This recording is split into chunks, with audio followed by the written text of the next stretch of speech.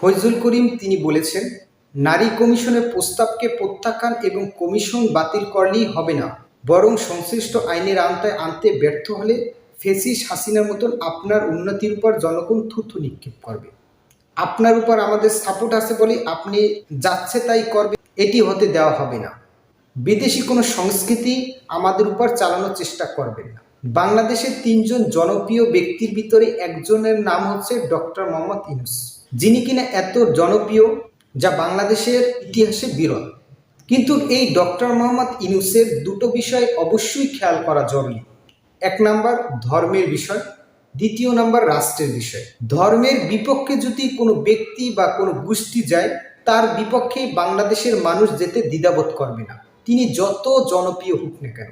দ্বিতীয় নম্বর বিষয় হচ্ছে রাষ্ট্রের বিষয়।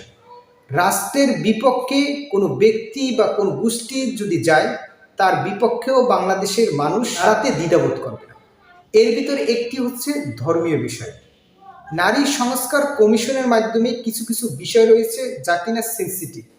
যেমন নারী বিষয় কমিশনের ভিতরে একটি প্রস্তাব হচ্ছে যে নারী পুরুষ উভয়ের সমান জমি দিতে হবে, যা বাংলাদেশের মানুষ কখনোই এটা মেনে নেবে না, কারণ এটা সরাসরি আল্লাহর কোরআনের আইনের বিরুদ্ধে চলে যাচ্ছে, যা ধর্মের বিপক্ষে যাচ্ছে, আর এটা কখনোই বাংলাদেশের মানুষ মেনে নেবে না।